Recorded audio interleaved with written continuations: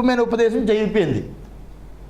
తరువాత ఇప్పుడు ఆది భౌతికము ఆది దైవికము ఇటువంటి రూపంలో ఆ పరమాత్మయే ఆధ్యాత్మికంలో కాదు, ఆధ్యాత్మికమనే శరీరంలో అంశరూపకంగా ఉన్నవాడు కాదు అతను.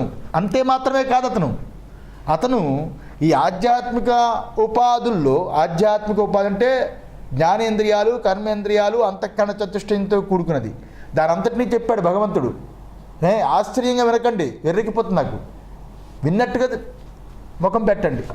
ఎందువల్లంటే శ్రోత్రం చక్షుస్పర్శనం చ రసనం గ్రహణమేవచ అధిష్టాయ మనశ్చాయం విషయానుపసేవతే అని చెప్పుకొని వచ్చాడు కదా. అది ఆధ్యాత్మికమైన ఉపాధి. అలాంటి ఆధ్యాత్మికంలో ఉపాధిలో ఉన్న మమైవ అంశ, అంతే కదా, మమైవ అంశ జీవలోకే జీవభూత సనాతన, ఆ మమైవ అంశ అందులో ఉంది. అది తెలియని వాళ్ళు ఈ ఇంద్రియ గోళకాల్లో పట్టుకుని ఆ జీవుడు తీసుకుపోతుంటాడు నేను జీవుడిని. తెలిసినవాడు మమేవ అంశ అని భగవంతుడు చెప్పాడు కాబట్టి ఆ అంశ పరమాత్మని తెలుసుకుని జ్ఞానులు అయ్యి ఉంటారు అని తర్వాత చెప్పాడు. ఆధ్యాత్మిక గురించి అయిపోయింది, అర్థమైందా? ఇప్పుడు ఆధ్యాత్మిక అయిపోయిన తర్వాత ఆది భౌతికము ఆది దైవికము ఇత్యాది రూపకంగా కూడా పరమాత్మే ప్రకటితమై ఆయన స్వరూపమే ప్రకటితమై ఉన్నదనేది తెలపడానికి బయలుదేరింది.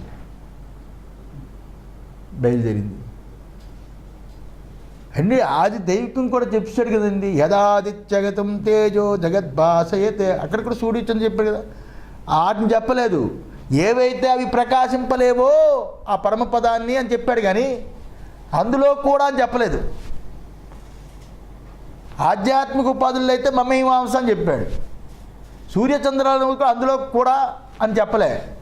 అవి ఏవైతే దాన్ని ప్రకాశించలేవో పరమపదాన్ని ఆ రకంగా చెప్పాడు. ఇప్పుడు వాటిని చెప్పాలి. ఆది దైవికము ఆది భౌతికము వాటిని తెలపడానికి ఇప్పుడు బయలుదేరింది. చతుర్భి 4 శ్లోకాలతో చెప్పాడు కదా, 4 శ్లోకాలతో.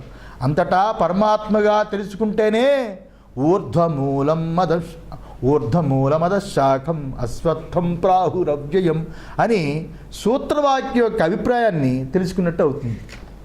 ఆ సంసార వృక్షం మొత్తం తెలుసుకుంటూ అవుతుంది. ఆది దైవికం ఆది భౌతికం ఆధ్యాత్మికం 3 తెలుసుకుంటేనే సంసార వృక్షం తెలుస్తుంది. ఆధ్యాత్మిక ఒకటి తెలుసుకుంటే సంసార వృక్షం అయిపోదు. ఆధ్యాత్మికానికి ఎన్ని బాధ్యతలు ఉన్నాయి. సూర్యుడితో సంబంధాలు ఉన్నాయి, చంద్రుడితో సంబంధాలు ఉన్నాయి, నక్షత్రాలతో సంబంధం ఉన్నాయి, గ్రహాలతో సంబంధం ఉన్నాయి. ఈ ఆధ్యాత్మికానికి శరీరానికి వీటన్నిటితో సంబంధాలు ఉన్నాయి కదా. ఆ సంబంధాలు పెట్టుకుని సూర్యుడు నాకు వెలిగిచ్చి ఆరోగ్యాన్ని ఇస్తే భాస్కర ఆదిత్యో భవేత్ అని, ఆరోగ్యం భాస్కర ఆదిత్యేత్, ఆరోగ్యాన్ని భాస్కరిస్తాడు. చంద్రుడు వాతపెత్త శ్లేష్మాన్ని సమతుల్యం చేస్తాడు.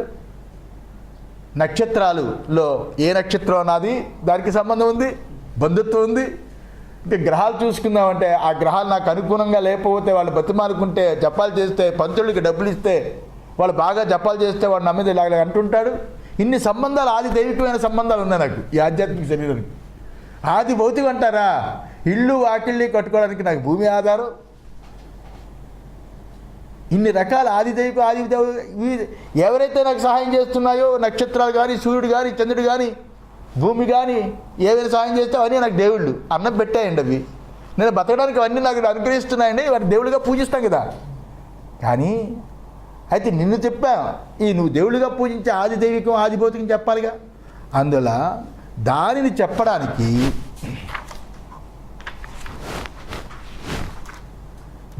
చెప్పడానికి దాన్ని చెప్పాలని ప్రారంభించాడు. ఈ ఆధ్యాత్మిక శరీరాలతో సంబంధం ఉన్న ఆ రెండిని కూడా కలిపితేనే సంసార వృక్షం చెప్పాలి. అలాంటి సంసార వృక్షాన్ని పూర్తిగా సూత్రప్రాయంగా పూర్తిగా చెప్పాలని ఇక్కడ ప్రారంభిస్తున్నాడు.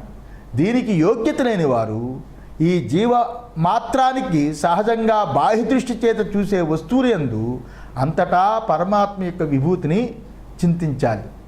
ఎవడైతే ఆ రకంగా పరమాత్మే నా స్వరూపము, నా స్వరూపమైన పరమాత్మే ఆదిత్యుడి యందు సర్వము ఉందని ఎవడైతే పరమాత్మయే ఆ రకంగా అన్ని రూపాలుగా కనిపిస్తుందని ఎవడైతే తెలుసుకుంటాడో వాడు యోగ్యుడు. ఆ యోగ్యత లేనివాడు పరమాత్మ యొక్క విభూతిని చింతించాలి. ఆ పరమాత్మ యొక్క విభూతిని చింతించి అయినా కృతార్థులు కావచ్చని భగవంతుడు మనకి దయచేత 4 శ్లోకాలు చెప్పబోతున్నాడు. అదే గీత యొక్క ఆశయం. అదే 15 అధ్యాయాల్లో ఇప్పుడు రాబోయే 12, 13, 14, 15 ఈ 4 శ్లోకాల యొక్క ఆశయం అదే. విభూతిని చెప్తున్నాడు. యదాదిత్యగతం తేజో జగద్భాసయతేఖిలం యచ్చంద్రమసి యచ్ఛాగ్నో తత్తేజో విద్ధి మామకం. అది విభూతి, మొదటి విభూతి. అర్థమైందా? యదాదిత్యగతం తేజో జగద్భాసయతేఖిలం యచ్చంద్రమసి యచ్ఛాగ్నో తత్తేజో విద్ధి మామకం. యదాదిత్యగతం తేజో జగద్భాసయతేఖిలం, సమస్త జగత్తుని ప్రకాశింపజేసే సూర్యుని ఉన్న తేజస్సు ఏదైతుందో ఆ తేజస్సు, మరియు చంద్రుడి యందు ఉన్న తేజస్సు, మరియు అగ్ని యందు ఉన్న తేజస్సు ఏదైతే ఉందో ఆ తేజస్సు నాదైన స్వరూపం. నాదనే తెలుసుకో. విద్ధి, నాదనే తెలుసుకో. విద్ధి మామకం, నాదని తెలుసుకో. తత్తేజో విద్ధి మామకం. విభూతి అనమాట. ఆయన విభూతి చెప్తున్నాడు. విభూతి అంటే భస్మా. ఆయన యొక్క లీల, ఐశ్వర్యం, లీల. ఐశ్వర్యం కంటే లీల అంటే బాగుంటుంది. అంత ఐశ్వర్యవంతుడా అని మళ్ళా లీల. ఆయన మహిమ, మహిమ, విభూతి, మహిమ. భాష్యం. యత్ ఆదిత్యగతం ఆదిత్యాశ్రయం. ఇది యత్ ఆదిత్యగతం ఆదిత్యాశ్రయం. ఏది ఆదిత్యగతము? ఆదిత్యగతము అంటే ఆదిత్యుని ఆశ్రయించినది ఏదైతే ఉన్నదో. కిం తత్, తొందర చెప్తుంటుంటే మధ్యలో ప్రశ్న. కిం తత్ ఏమిటది? కిం తత్ ఏదది అంటే తేజో దీప్తి ప్రకాశో జగత్ భాసయతే ప్రకాశయతి అఖిలం సమస్తం. ఏది ఆదిత్యగతమో అంటే ఆదిత్యుడిని ఆశ్రయించిన ఏదైతే ఉందో ఆ తేజస్సు దీప్తి. ఆ తేజస్సు దీప్తివంతమైన ప్రకాశము. దీప్తివంతమైన దీప్తి ప్రకాశ, దీప్తివంతమైన ప్రకాశము. అలాంటిది ఆ తేజస్సు సర్వ జగత్తుని జగద్భాసయితే ప్రకాశయతి. సర్వ జగత్తుని అదే ఏదైతే వెలిగింపచేస్తున్నదో, వెలిగిందింపచేస్తున్నదో ఆ ప్రకాశము చేసేవాడిని నేను ప్రకాశము చేయుచున్నాను అని అర్థం. జగద్భాసయితే ప్రకాశయితే అఖిలం సమస్తం, సమస్తాన్ని నేనే ప్రకాశింపచేస్తున్నాను అని విభూతి, మహిమ. యత్ చంద్రమసి ససభృతి తేజ అవభాసకం వర్తతే. ఆ రకంగానే ఏ తేజస్సు చంద్రుని యందు, చంద్రమసి శశిభృతి తేజ, అక్కడ చంద్రుని యందు అంటే శశాంకుని యందు. శశాంకుడు అంటే చంద్రుడి యందే కదా, అది అలా అర్థం రాశారు శంకరాచార్య వారు. ఇక్కడ చంద్రమసి అన్నాడు కదా, చంద్రమసి శశభృతి తేజ అని అనమాట. శంకరాచార్య వారు మీరు నెక్స్ట్ జనరేషన్ మీరు తెలుసుకోవాల్సిందంటే పదానికి భాష్య రాశారు శంకరాచార్య వారు. ఈ భగవద్గీత అవ్వచ్చు, ఉపనిషత్తులు అవ్వచ్చు, బ్రహ్మసూత్రాలు కానీ రాడేమవ్వదు, అది వాక్యానికే. ఈ బ్రహ్మసూత్రాలు, ఉపనిషత్తులు, వేదము, తర్వాత స్మృతి, ఈ రెండిటికి పదానికి భాష్యం రాశారు. ఆదిత్యగతం యదాదిత్యగతం అని అన్నారు కదా, ఆదిత్యగతం అంటే ఆదిత్యాశ్రయం అని పెట్టాడు. అలాగే ప్రతిపదానికి భాష్యం ఉంటుంది. అంటే చంద్రమసి అన్నాడు కదా, చంద్రమసి అంటే ససభృతి తేజ అవభాసకం వర్తతే. అంటే ఏ తేజస్సు చంద్రుని యందు ప్రకాశమై ఉన్నదో, యత్ చ మరియు అగ్నౌ హుతవహే తత్తేజో విద్ధి. అగ్ని యందు ఏ తేజస్సు కలదు ఆ తేజస్సు నాదిగా తెలుసుకో. తత్ తేజో, ఆ తేజస్సు విద్ధి, నాదిగా తెలుసుకో అంటే నాదిగా ముందు చెప్పాడు కదా, నాదిగా తెలుసుకో. విజానీహి మామకం మదీయం మమ విష్ణో తజ్జ్యోతి. ఆ యొక్క ఆదిత్యుల్లో ఆశ్రయించి ఏదైతే దీప్తమంతమే తేజస్సు ఉందో ఆ ప్రకాశము సర్వ జగత్తుని ఏదైతే వెలిగింపజేస్తున్నదో ఆ ప్రకాశము, చంద్రుడి యందు ఉన్న ప్రకాశం ఏదైతే ఉందో అది, అగ్ని యందు ఏ తేజస్సు అవుతుందో ఆ తేజస్సు నాదిగా తెలుసుక. అదంతా నా యొక్క విష్ణువు యొక్క జ్యోతి. విష్ణువు యొక్క జ్యోతి. విష్ణు అంటే వ్యాప్నోతీతి విష్ణు, సర్వవ్యాపకమైన నా యొక్క ప్రకాశమే. నేను అక్కడి నుంచి ఉండి ఈ బాబా ఫోటోలు వాటిలో ఇలా కిరణాలు వచ్చినట్టు కాదు, సర్వవ్యాపకమైన జ్యోతి. సర్వవ్యాపకమైన జ్యోతి ప్రకాశాన్ని నేనే అని. అథవా లేక ఇంకో దానికి భాష్యం చెప్తున్నాడు. యత్ ఆదిత్యగతం తేజ చైతన్యాత్మకం జ్యోతి యత్ చంద్రమసి యత్ చ అగ్నౌ తత్తేజో విద్ధి మామకం మదీయం మమ విష్ణో తజ్జ్యోతి. పైన చెప్పారు కదా శంకరాచార్య వారు, ఆయనకి మళ్ళీ లేక డౌట్ ఏంటి అంటే నీకు అర్థం లేదేమో అని ఇంకో రకంగా మళ్ళీ చెప్తున్నాడు. ఆయనకి డౌట్ రాసిన తప్పేమో అనుకుంటారేమో, ఇంకో లేక ఇలాగైనా మీరు అనుకోండి అని కాదు, అని సంశయం లేదు. మనకు అర్థం చేయడానికి ఇంకో రకంగా చెప్తున్నారు. ఏంటంటే అథవా లేదా ఆదిత్యగతం తేజ చైతన్యాత్మకం జ్యోతి. ఆ యొక్క చైతన్యాత్మకమైన జ్యోతి ఏదైతే ఉందో ఆదిత్యుడి యందు, చంద్రుడి యందు ఏ చైతన్యాత్మకమైన జ్యోతి ఉందో ఆ చైతన్యాత్మకమైన జ్యోతి ఏదైతే కలదో ఆ చైతన్యాత్మకమైన జ్యోతి నాది, విష్ణువుది అని తెలుసుకో అని చెప్పాడు. అంటే అక్కడ ప్రకాశం ఇక్కడ చైతన్యం చెప్పి అథవా అని ఎందుకు పెట్టాడు? ప్రకాశం అంటే ఒక్కసారి కళ్ళు మూసుకొని ఆ యోగా గీగా చెప్పేవాళ్ళు ఎవరి దగ్గర ఉంటారో లోపల కళ్ళు మూసుకొని అలా ఉంటే లోపల లైట్ కనిపిస్తుంది అంటారు కదా, ఆ లైట్ అనే ప్రకాశంలోకి వెళ్ళిపోతారని అని. అది లైట్ కాదురా, ఆ ప్రకాశం అంటే చైతన్యం, చేతనం అని చెప్పడానికి మళ్ళా పాపం తీసుకొచ్చి చెప్పాడు. చైతన్యం నామ ఎరుక, తెలివి, జ్ఞానము అని అర్థం. జ్ఞ అంటే ఎరుక అని అర్థం, లేకపోతే తెలివి అని అర్థం, లేకపోతే చేతనము అని అర్థం. అదనమాట. ఆ చైతన్యము విష్ణువైన నాదని తెలుసుకో. పరమాత్మ యొక్క చైతన్య సత్తాయే సూర్యాదుల్లో ఉంది. అంతే కదా, పొద్దున్న చంద్రగిరి చెప్పుకున్నాం. 3 రంగులు విడగొడితే గోళకం లేకుండా పోతుంది. 3 రంగులు కలిసినప్పుడే భూతం కనిపిస్తుంది, వస్తువు కనిపిస్తుంది. భూతం కనిపించాలంటే, భూతం అంటే పృథివీ ఆపహ తేజస్సు. ఆ భూతం కనిపించాలంటే 3 కలవాలి. దాని చేత ఆ గోళకం అనేది కనిపిస్తుంది. ఆ 3 కలవడానికి ఆ చేతనమే కారణం. 3టిగా అయ్యేది కూడా ఆ సత్తే. అది బుర్రలో ఉంటే ఈ మాట అర్థమవుతుంది. పరమాత్మ యొక్క చైతన్య సత్తాయే సూర్యాదుడి యొక్క సత్తా. సత్తా అంటే సద్రూపం. పరమాత్మ యొక్క స్ఫురణయే ఆ సూర్యాదునందు కనబడే స్ఫురణ. ఎక్కడెక్కడ ఏ తేజస్సు కనబడుతుందో ఆయా తేజస్సు ఏదైతే కనబడినా చూసినా దానికి పరమాత్మయే ఆత్మ. ఏ చైతన్యం తేజస్సు కనబడుతుందో అది కనబడినా అది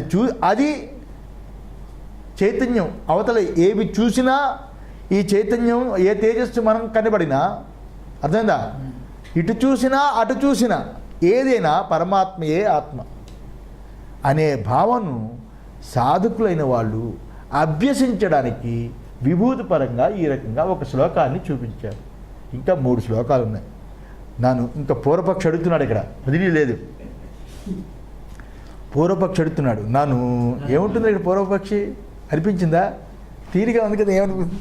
అది వాడికి తట్టింది. స్థావరేషు జంగమేషు చ తత్ సమానం చైతన్యాత్మకం జ్యోతి తత్ర కథం ఇదం విశేషణం యత్ ఆదిత్యగతం ఇత్యాది. అంతే కదా,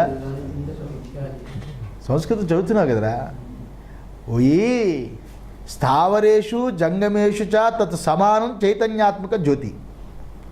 స్థావరములు యందు జంగమములు యందు, స్థావరములు అంటే కదలనివి, జంగములు అంటే కదిలేవి, ప్రాణులన్నీ కదిలేవి, అంటే కదిలే ప్రాణులు, కదలని ప్రాణులు, చెట్లు పుట్టలు ఇలాంటివన్నీ. ఈ స్థావర జంగములు యందు ఆ చైతన్య రూపమైన ప్రకాశము సమానమై ఉంది కదా, సమానంగా ఉంది కదా చైతన్యమైన ప్రకాశము. అలా ఉంటే ఆదిత్యుని యందే ఉండు ప్రకాశము మొదలైన మాత్రము అని అది నాది అని ఇత్యాదిగా చెప్పే విశేషం ఏంటి ఇక్కడ? ఆదిత్యుడు, చంద్రుడు, నక్షత్రాలు వీటిని చెప్పడం ఏంటి? స్థావర జంగమాల్లో కూడా చైతన్యము ఆ ప్రకాశం ఉంది కదా, అన్నిట్లోనే ఆయనే ఉన్నాడు కదా, ఆ చేతనము ఆ ప్రకాశమే ఉంది కదా అంటే సిద్ధాంతం చెప్తున్నాడు. బాగుందా ప్రశ్న? చెప్తున్నాడు. చాలా అద్భుతమైన జవాబు అది. మీలాంటి పిల్లలు మనసులో పెట్టుకోవాలి. ఎంత అద్భుతమైన జవాబు అంటే, నా ఏష దోష, ఇదేం తప్పు కాదు. సత్వాదిక్యాత్ ఆదిత్య ఉపపత్తే. ఎందుకంటే సత్వగుణము అధికమై ఉండడం చేత అక్కడ ఎక్కువగా ప్రకటితమై ఉంటుంది కాబట్టి భగవంతుడు చెప్పేది సరి అయినది. సత్వగుణం అంటే నిర్మలంగా ఉంటుంది కాబట్టి అక్కడ తేజస్సు ప్రకాశించబడితే ఆ తేజస్సుతో కూడుకునే ఆ గొళకాలు, ఆ ఉపాధులు ఉంటాయి. సత్వగుణంతో కూడుకునే ఉంది. మరి స్థావర జంగమాలు శుద్ధ సత్వంతో లేవుగా, శుద్ధ సత్వంతో లేవు. ఎలా ఉన్నాయి? ఆదిత్యాదిషు హి సత్వం అత్యంత ప్రకాశం అత్యంత భాస్వరం అతః తత్ర ఏవ ఆవిస్తరం జ్యోతిః తద్విశిష్యతే నతు తత్ర ఏవ తత్ అధికమితి. అది ఏ రకంగా అంటే ఆదిత్యాదులు యందు సత్వము అత్యంత ప్రకాశమే చక్కగా వెలుగొందడానికి సరియైన ఉపాధిగా ఉంది ఆదిత్యాదులు. అందువలన ఆ జ్యోతి అక్కడ ఎక్కువగా ప్రకటితమై ఉంటుంది. అందువలన అది నాది అని విశేషణం చెప్పి చూపించాడే కానీ భగవంతుడు అక్కడనే అది అధికమే ఉందనే అభిప్రాయంతో చెప్పలేదు. చెప్పినప్పుడు అర్థం అవ్వాలి కదా శిష్యుడికి.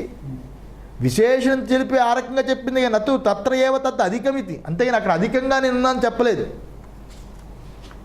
అధికంగా ఉన్నాన్ని నేను చెప్పలేదు. అంటే ఏమిటి? స్థావర జంగమాల యందు రజోగుణం తమో గుణంతో కూడుకున్న ఉపాధులు కాబట్టి అందులో ప్రకాశం తెలియదు. బుద్ధి ప్రకాశమే ఉపయోగిస్తాం కదా. అంటే ఇందులో ప్రకాశాన్ని మనం గుర్తించలేము. సూర్యుడిలో ప్రకాశం డైరెక్ట్గా గుర్తించగలం. ఇందువల్ల శుద్ధ సత్వంతో కూడుకున్న ఉపాధి, శుద్ధ సత్వ గుణంతో కూడుకున్న ఉపాధి. ఇది రజోగుణం తమో గుణంతో కూడుకున్న ఉపాధులు. సత్వగుణం తక్కువ, రజోగుణం తమో గుణం ఎక్కువ. అర్థమైందండి? రజోగుణం తమో గుణం, అందులో ఇది మందం. ఇంకా స్థావరాలు అయితే పూర్తి తమో గుణాలు, పూర్తి తమో గుణాలు. ఇంకా జంగమాలు కదిలేవైతే రజోగుణం తమో గుణంతో కూడుకుని చాలా అల్పంగా సత్వగుణం ఉంటుంది. మనుషుల్లో అయితే రజోగుణంతో కూడుకుని సత్వగుణంతో ఉన్నవాడు, తమో గుణంతో కూడుకుని కొంచెం సత్వగుణంతో ఉన్నవాడు, తమో గుణం రజోగుణంతో కూడుకుని సత్వగుణంతో ఉన్నవాడు. వివరించారు గుణాల యొక్క త్రయం ఆ రకంగా ఉంటుంది. వాటిలో ప్రకాశం తెలియదు, వీటిలో డైరెక్ట్గా తెలుస్తుంది. కాబట్టి అందులో నేనున్నాను అని చెప్పి అంతా చూపిస్తున్నాడు. అదేందా? అందులో చైతన్య జ్యోతి సర్వత్రా సమానమై ఉన్నప్పటికీ ఆదిత్యాదులు యందు సత్వము చేత విశేషంగా అభివ్యక్తమై ఉన్నది. అభివ్యక్తమై ఉన్నది. నత్ర సూర్యో భాతి నచంద్ర తారకం నేమా విద్యతో భాంతి కుతోయమగ్ని అని మొండక శృతి చెప్పింది. అంటే సూర్యో భాతి, అక్కడ సూర్యుడిని ప్రకాశించలేడు, సూర్యుడు దాన్ని ప్రకాశింపజేయలేడు. నా చంద్రతారకం, చంద్రుడు నక్షత్రాలు ప్రకాశించలేదు. నేమాని విద్యుతో భాంతి, విద్యుత్తు అంటే మెరుపులు ఉరుములు అవేవి. కుతోయమగ్ని, ఇంకా అగ్ని ప్రకాశం చేయగలదు. అంటే భౌతికాగ్నికి వాటికి ఉన్నంత బలం లేదు. ఇది భౌతికాగ్ని. అగ్ని రాపిడి చేత ఆ నిప్పు అనే రూపాన్ని చూడగలం. లేకపోతే కర్రల్లో దాగి ఉంటుంది, రాళ్ళల్లో దాగి ఉంటుంది, నీటిలో దాగి ఉంటుంది. నీటిలో ఉన్న విద్యుత్తు, కర్రలో దాగి ఉన్న విద్యుత్తు, అలాగే రాతిలో ఉన్న విద్యుత్తు మనకు కనిపించదు, మందం. రాపిడి చేత అగ్ని వ్యక్తం అవుతుంది. వ్యక్తమైన సూర్యుడు చంద్రుడంతా